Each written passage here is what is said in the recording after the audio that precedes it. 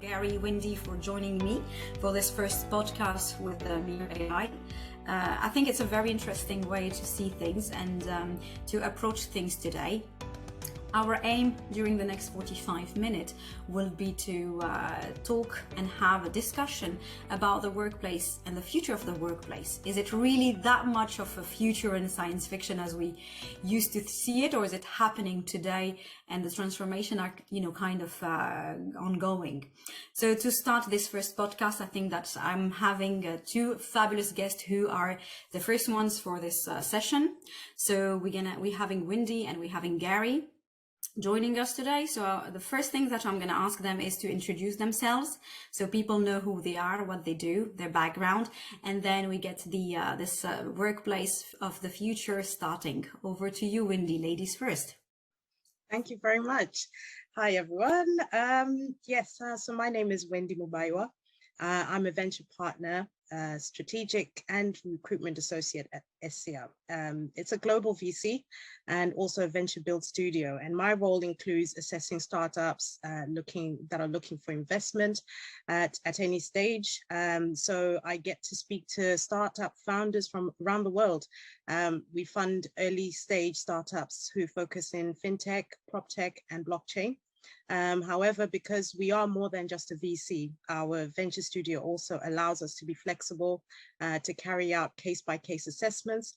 And what's interesting about this process is that 99% of startups we meet just don't look for money these days. Founders are seeking value, long-term support.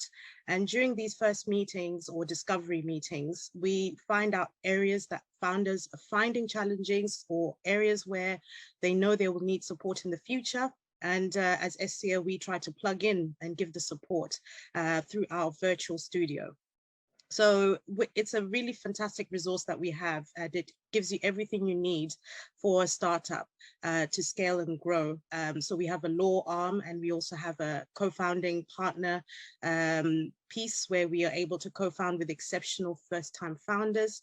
And the greatest need where we see over 80% of startups actually needing help is where it comes to building teams. And over 90% of them are looking to build teams that are either fully remote or distributed across the globe, working collaboratively and also maintaining culture and quality. So trying to align all these things, is the question really that we need to answer. And a lot of startups are choosing to be remote first without even going through the process of being hybrid. So I'm really, glad that I've come onto this panel because I'll get to share a few of my experience and knowledge. I'll be speaking from a viewpoint of I've been a founder as well myself, so I understand the pain that founders go through. I've also done some extensive reading on the topic as part of my master's program, but I also have a practical background in career and management. So I've managed business units and departments and teams in a corporate setting. So I'm looking forward to learning from and everything else that's going to be contributed today. So Yasmina, thank you for having me. Thank you so much, Wendy, for your introductions. Gary, over to you. Thank you, Yasmina, and hi to everybody on this show today. Really looking forward to contributing today. I'm Gary. What do you need to know about me? Well, I'm a father of 4, husband of 1, and in whatever little spare time I get, I run my own business. My business focuses on workplace performance and all the different aspects that contribute to that.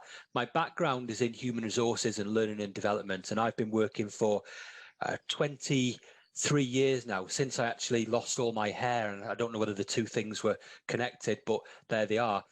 In human resources, L&D, organisational development, all over the northwest of the UK in the public, private and voluntary sectors. And now my work takes me all over the world, but not physically. It takes me remotely all over the world, working with different clients, helping them to understand what it is to lead, work and develop and learn and grow in a remote or hybrid world.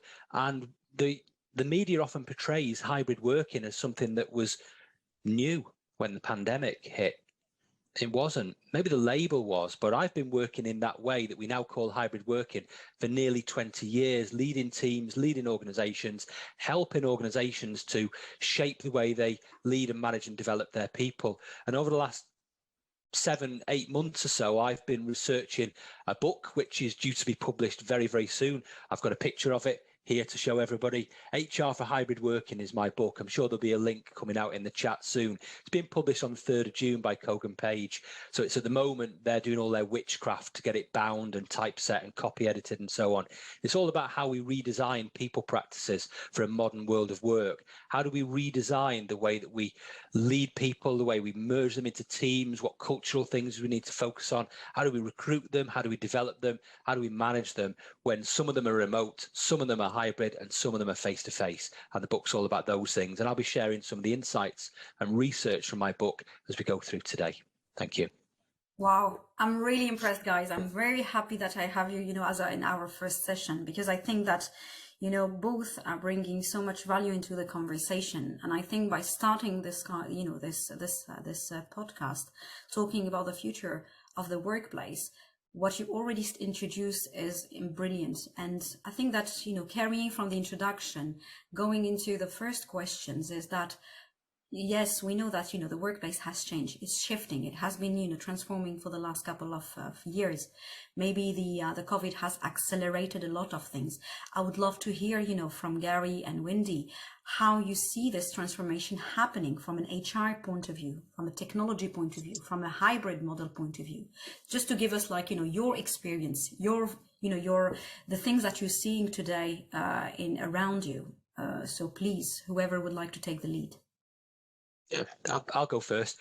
You're quite right that the pandemic has forced us to confront what many felt were truths about the world of work that have just been exposed as not being true at all. Things like the fact that the best way of working is done in 5 shifts of 8 hours across Monday to Friday, 9 to 5. It's simply not true. The fact that the optimum working week was thought to be around 40 hours to achieve what needed to be done. It isn't true in every job anymore. That people needed to live close enough to their place of work in order to get there on any given day. That simply isn't true now either. And another truth that we've exposed is that work had to be done in one physical space, in one location. That simply isn't true. Now, the pandemic didn't bring this on us. The pandemic just accelerated a change that was happening already. And some organizations were well ahead of the curve before the pandemic brought everybody else into the same bit as well. But what it's forced organizations to do is really think about, what do we need to do in the future? The pandemic forced a lot of change, but now as we reach, fingers crossed, the end of the pandemic and we start to explore what work needs to be in the future, we've got a real good opportunity to challenge those assumptions and some others as well and rebuild work for a different environment. I'll stop there and let Wendy go. Thank you. Yeah, and you know what you've just said there, Gary, is pretty much, what I'm seeing in my own experience with us being a VC and having those initial conversations when the founder's coming to pitch their business. What we're finding is that, it's definitely, a remote first approach that startups are coming with. Startups either will incorporate, who have incorporated before the pandemic, will be looking to transition into a digital future. So they're transforming digitally. We have an example of a method that we use, which we actually curated because of the pandemic, and we call it rice sourcing, but we've managed to help a team, a startup who was incorporated in about 2018, and they're US based. They're in the prop tech, fintech space. And basically, they needed to transition into the world of digital because they'd entered the pandemic and they didn't have, a setup that would allow them to scale in that way. So we built their teams with that focus of, we're going remote first. And what that did to that business was it supercharged their scalability. Now, this is 4 years after. They're scaled into East Asia and parts of Europe. And also they've really grown in terms of valuation of their business. So it's really making a lot of things possible, where we source talent now. we have a whole globe to source from, rather than from a specific location. Where we work, how we work has completely changed, and startups have literally run with this, especially the ones who were born out of the pandemic. They literally took this model and they just went remote first. Hybrid is also something that we can see transforming the workplaces, but the startups by nature are, the ones that we meet are very, very much tech focused. So the transformations that they have are very much, it's no brainer that they will take on a lot of technology to build that will help them to set up a remote first environment. But what I find, what needs to really transform, funny enough, is things like culture, trust, how you build your teams. And our right sourcing framework is all about sourcing from places all around the globe, but making sure that the people we handpick, which are the 1% of those who have that mindset that is growth focused, that looks at a company and wants to stay the longevity of it and to see through the vision of that business, and really aligning them with the businesses that they'll be working with. And I think that's a really important thing. So yes, digital transformations are huge, and that will facilitate a lot of remote working and enable collaboration and working in a way that is seamless. However, I found that when we're building teams, not to forget that culture has a very big place to play. If you don't set up your business for a culture that is able to, receive a workforce that is ready to use the technology, it could actually work and backfire. So those are the sort of situations I've seen. So transformation in the workplace, startups, it's pretty much an accelerated rate. Larger organizations, I think I have alluded to certain type of workplace situations that organizations have adopted. So things like having social spaces within the workplace. The work is becoming a social hub now, where people come in to collaborate on projects, or, just even to do team building activities, more than coming in to get, productive work done. But the future has changed, and I don't think we're going back to 9 to 5. Gary, you're totally right. We no longer are bound by geographical locations of where we are based. Talent, I think now for employers, choosing talent has never been better, because you can go wherever you can find them on the globe. But setting up your organizations for that is really, really key. So I see that the transformation will just continue. Yeah, I fully agree with you, Wendy. I think with any digital transformation, the biggest challenge is never about the technology. It's always going to be cultural. And I can summarize the challenges that I think we're now facing in the future world of work from a people perspective into 5 points. Number one is that we need to try and avoid simply duplicating the physical workplace remotely. Building on your point, Wendy, you're right that the physical workplace needs to be about something else. But there's got to be something noticeably different about the experiences that our employees have in both places to give both of these some attraction to them. So that's the first point. Second is that we need to invest not so much in communications technology, but in communication skills for our employees. Remote working often always requires a greater proficiency in both reading, but particularly writing for employees. And that's something we need to focus on. That's the cultural aspect. The third point about managers. Managers need to understand that what employees do is far more important than when and where they do that. And they need to reflect those stances in the culture and build those opportunities for collaboration. We need to give, fourth point, more choice to employees about when and where they work, and trust them to make the right choices that suit all the different stakeholders without making it onerous and bureaucratic to shift to remote work. We've got to, though, manage some expectations that not every role is going to have the same degree of choice about remote work as others might. And the final point about that is about inclusivity. We need to make sure that we focus on inclusivity in the way we lead and manage our people, and the culture as well, to make sure that every employee feels that they can contribute to the organisation in the same way. I'll stop there. This is brilliant, both. I think that you have a touch point, and very interesting touch point that you have mentioned both in terms of the, the culture, which is either on a remote, on a physical place. What strikes me is also the fact that, you also mentioned and highlighted both the fact that, the hybrid model or is somehow needs to be redesigned, because we can't have, we need to have different cultures, or at least from my understanding of you both, is that we can't replicate it the same way, right?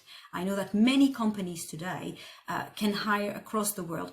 My question about what you all said comes one maybe into one sentence or one thought.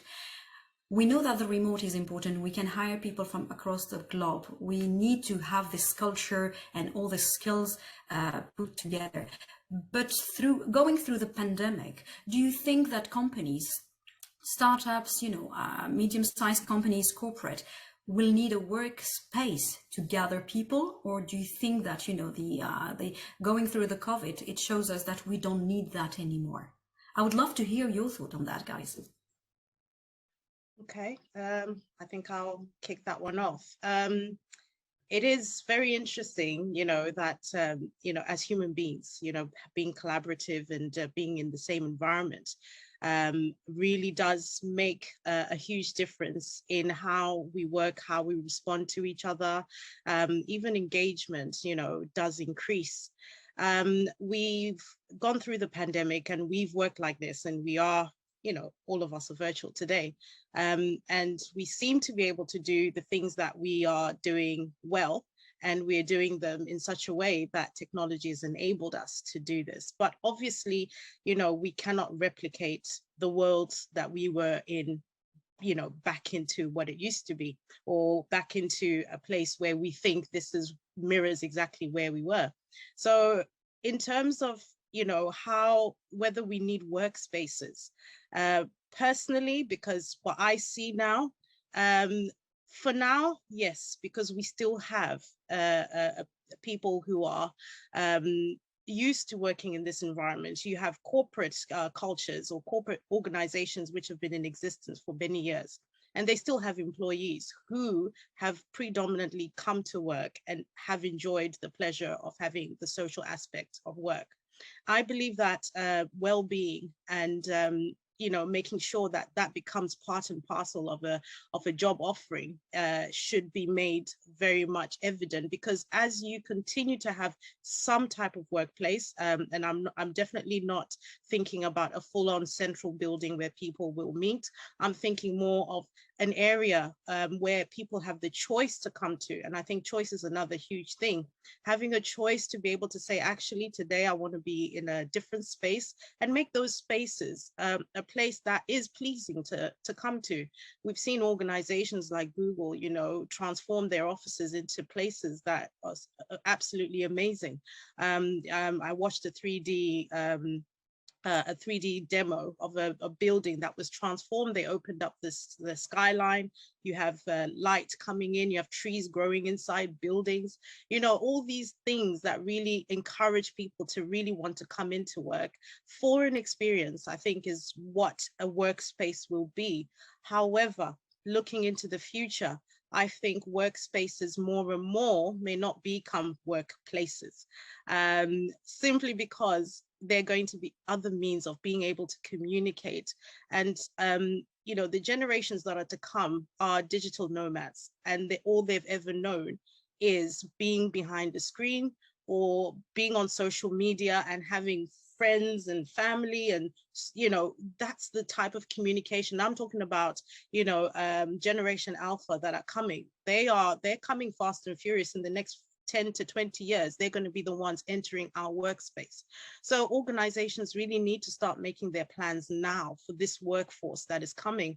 The pandemic has taught us one thing, technology has accelerated at such a rate, you can't stop and say, I think this is the stage we're in, let's fix this first. I think you really, while you're in this place where you're doing hybrid working, start to make plans, strategies that think about Generation Alpha who are to come. They're going to know more about the metaverse. I mean, Facebook has already gone meta.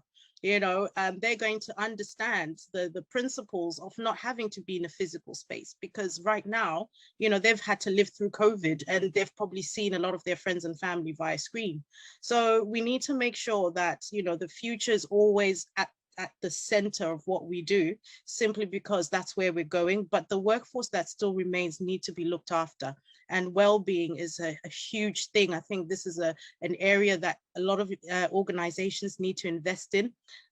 We at Esya, we've really chosen a framework called right sourcing. And why we chose it is because we're able to handpick the people that startups are looking for. So when we handpick your 1% talent, we are thinking of the startup and their culture. And I spoke about culture before, that we're looking to align culture, because people and managing how they work is probably more important than a physical space or where they're going to actually work. So, having that framework in place has really helped us to be sensitive to startups who are already remote first, and getting them prepared and set to be able to navigate this, notorious environment that we're in. We don't know what's going to happen next. But the most important thing is just making sure that the 1% or the people you hire, the people you recruit, know the type of organization that you have and plan for the future to come of where you are going to be building, how you're going to be building. Don't use technology for the sake of technology. Look at the sort of organization that you are planning for the next 3 to 5 years, and then obviously take it from there. But really, I think the workplace, or having a physical building, will dwindle and may actually not become necessary in the future. At Esya, we are pretty much remote first, and everyone we're working with is from another part of the world. And I'm suspecting a lot of organizations, when they're thinking of growing and scaling, they potentially will not be picking talent that will be able to take a train and come to work, because they have a whole choice to choose from. So the future looks like we will be distributed teams all over the world, not being able to be in the same space, but technology will enable this in the future. Wendy, what you said then brought to mind a quote from Jurassic Park, that your scientists got too wrapped up thinking about whether they could, to stop and think about whether they should. And I think that should underpin everything we think about in terms of technology in the workplace. Just because we can do stuff doesn't mean we should do stuff. We need to be very, very selective. So I agree very much with you. Going back to the point about what our workplaces need to be like, I listened to Linda Grattan speak in November last year at the CIPD conference, and she shared a view that remote working, which is usually, but not always, in a person's home, needs to be a source of energy, a space to work with minimal interruptions, and the benefit that you get from having no interruptions and no commuting as well. That's how remote working was for me for nearly 2 decades prior to the pandemic. It enables quiet and focused work to take place, and that's really what we need remote work to do. But that then means that the workplace is not that. It's a place for collaboration, it's a place for networking, it's a place for face-to-face interactions and those serendipitous water cooler moments that everybody seems to long for. But that's going to need some careful design, physical design of the real estate. And we've got some challenges to make that really work. We can't have a fixed mindset, therefore, of what the workplace needs to be and that the remote space needs to be. We've got to be really flexible and adapt as we go along. And in the book, I talk about being led by the type of work rather than anything else. Certainly not the technology, certainly not the people and their requirements, the type of work.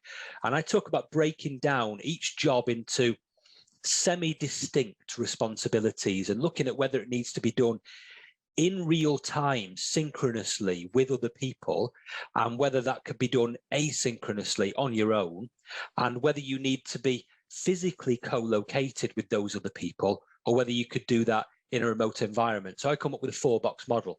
And if you can put all of your job duties into the different bits of the 4-box model, you can then work out what proportion of your entire organization needs to work in a certain way and design the physical workplace around that.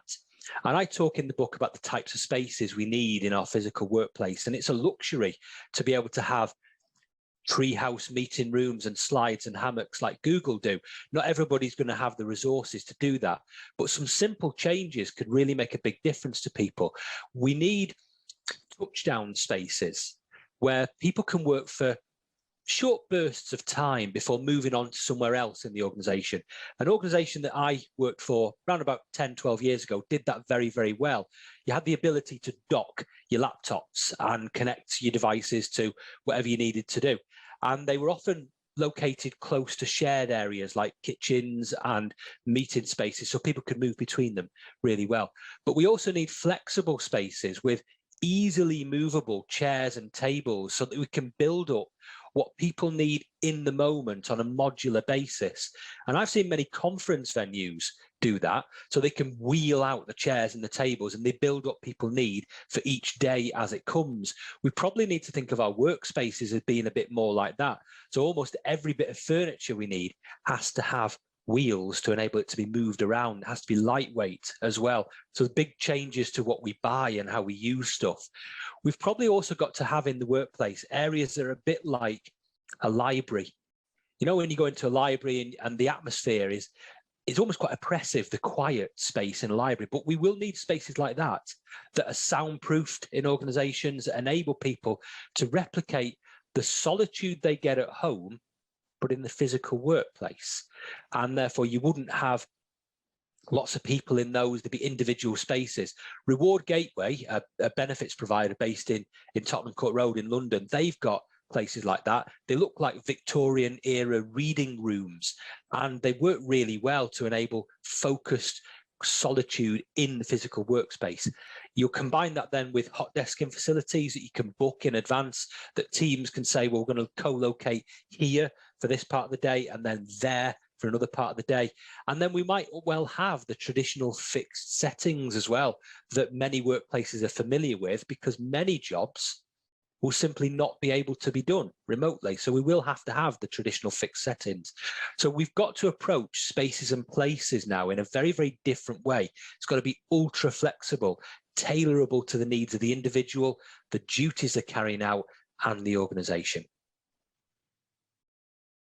This is fabulous. I mean, from both of you, I think that we have quite, a lot of sparking ideas and concepts. Gary, thank you so much for sharing, the box tools that you have been mentioning, where there are, jobs that should be remote, some could not be. And it's very interesting to see that. And I think that's, including everything that's been said through the conversation, where the human, the soft skills, the technology, the space as itself are all factors, but also ingredients to create a better future place for, the new generation to work in.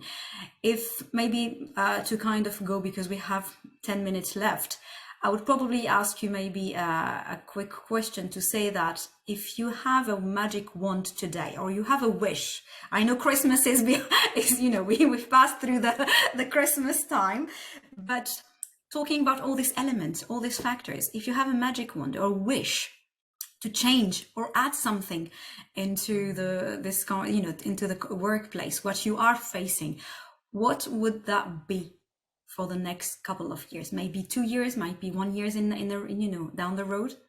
I would love to see your Christmas wish for next year.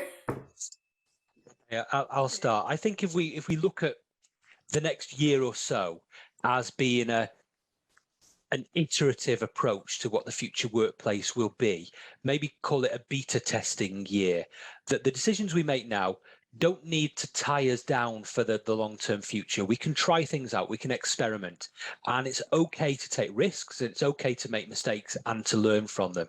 And I'd like to see that kind of culture coming into every organization, where we say to people, we're going to work it out as we go along.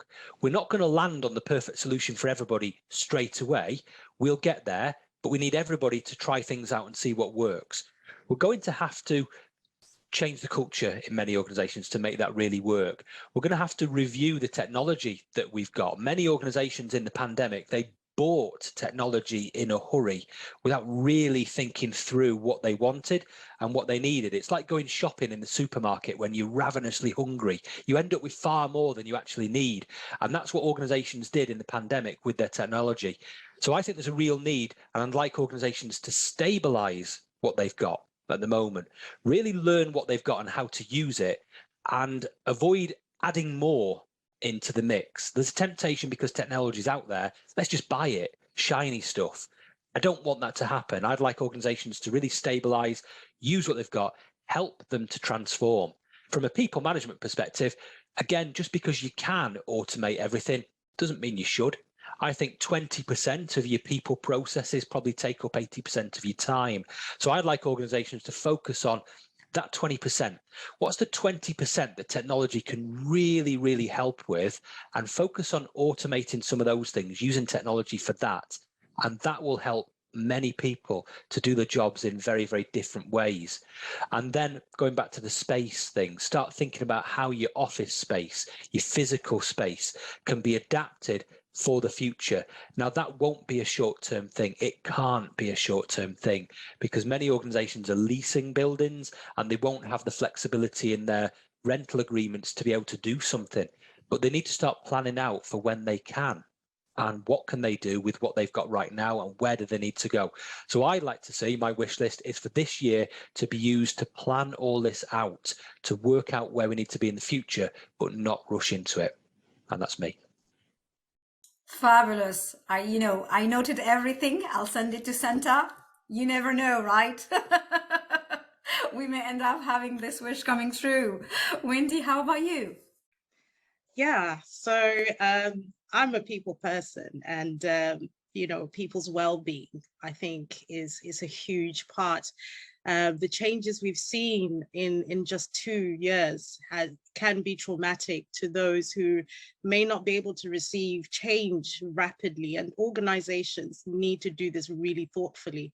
The existing workforce needs support, and a well-being package is something I want to see coming from organizations that is really extensive, not just what we had post pre-pandemic, but thinking about something that is really holistic, that looks at, taking care of people while they work at home, giving them choice to be able to flex around their work lives, to be able to,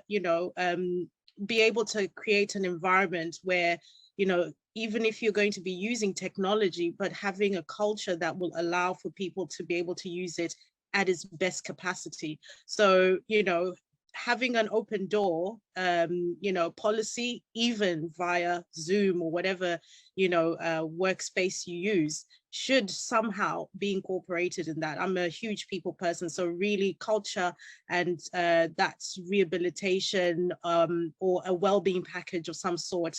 And another thing that we also, and I would love to see this being done extensively, we're advising our portfolio companies to really set aside some money in their P&L accounts, what they were spending on office space, to now actually look at treating their teams to global travel, for example, as a way of team building, spending that, on accommodation when, maybe your company can actually get you to work in another part of the world and you can actually stay out there. And that could do worlds of wonders for people. And working will become, an experience rather than a chore, rather than I'm dealing with this new technology, what am I going to do? And I think any changes you make, if you are giving, back to your people, will be embraced much easily without the resistance that comes with it. But also, talking about the workspace situation, workspaces will exist for a while. I'm on the extreme end where they will become probably defined by something else, but the workspace will be taken over by technology. Facebook are doing a huge work that is going to define a lot of the way we are working, but not allowing Facebook to take the center stage. I think there's startups out there who are coming up with such innovative ideas. I mean, I get to talk to founders, and the sort of ideas that come out, it's not going to be big companies now just taking over the space of providing workspace solutions.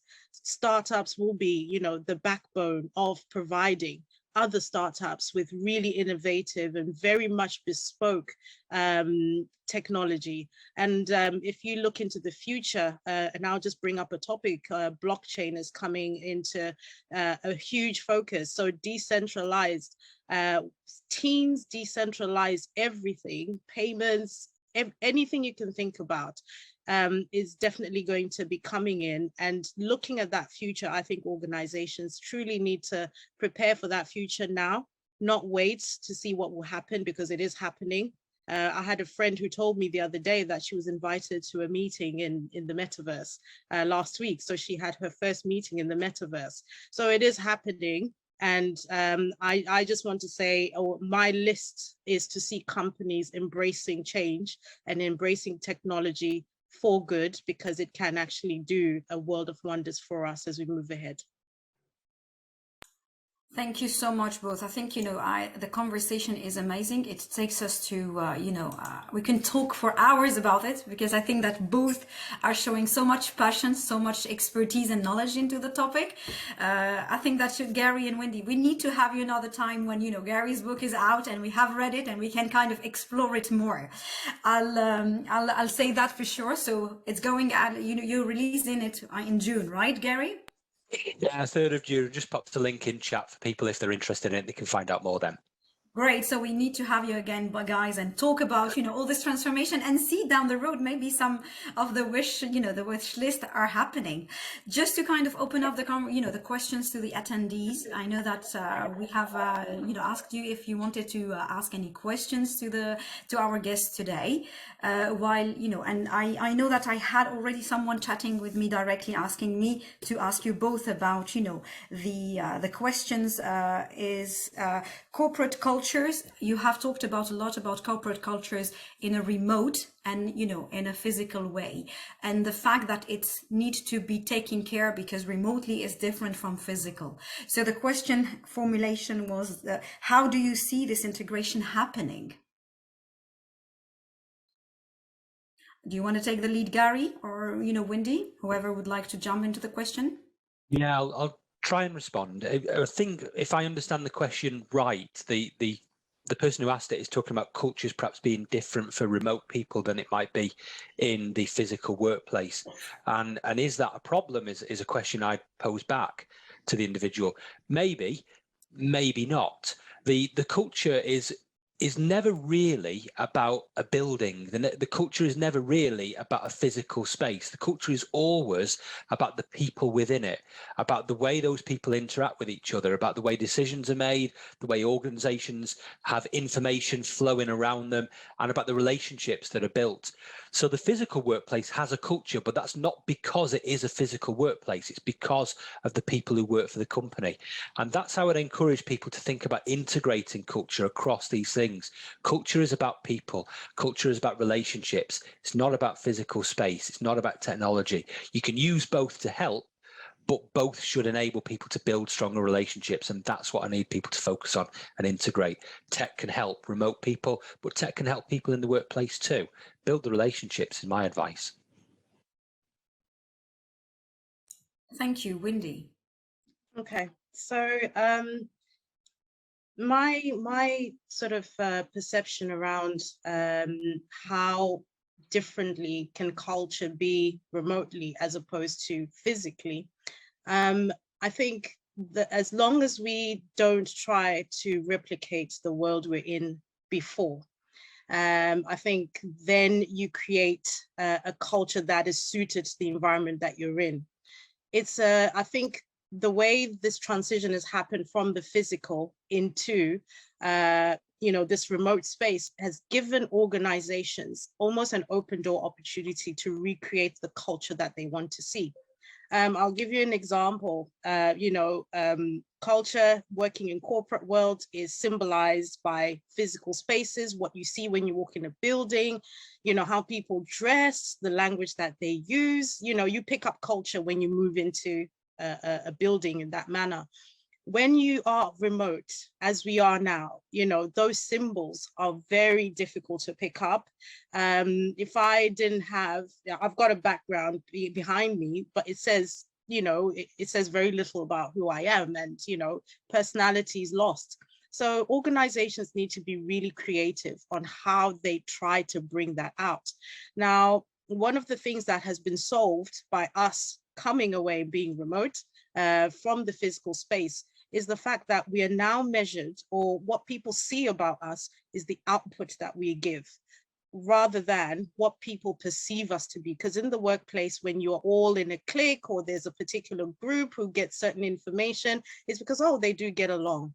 I think in this world, we've now fixed one of those issues where if I produce the output that is expected by the organization, I will be recognized for that, rather than who is Wendy, what does she wear, or, how does she speak?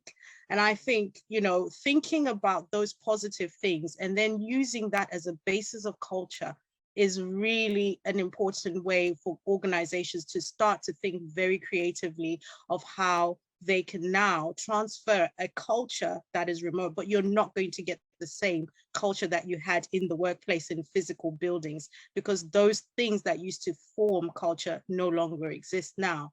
So a huge opportunity, a door opener. And I think organizations must embrace this, be creative. We're not saying no human contact at all. As I said, be global trotters as a business, have your workforce work, from whatever island they want to be in. Most of us come from secondary countries from around the world. Get them to spend time with family in other countries, but they can actually work. How much will that do to culture and learning from each other? There are going to be various ways that people will be able to do that, but being creative, and it's not going to be like being in a building, for sure. Thank you so much, both. It's been an amazing time spent. Thanks for answering the questions.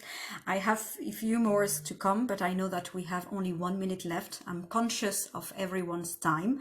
What we will do is we're gonna be sharing this question with our guest speakers and try to get them to answer them and, feedback the people. On that note, I would like to thank everyone who has been attending today. But also the ones who signed up but couldn't make it for, urgent matters. I know I had a few, sorry, I was kind of checking my emails and I had a few people, apologizing for not attending, but like asking for the link. So we're counting on you, Reese, to make sure that everything is sent and shared. But thank you very much, Wendy, for all the information you have provided from your point of view and your expertise.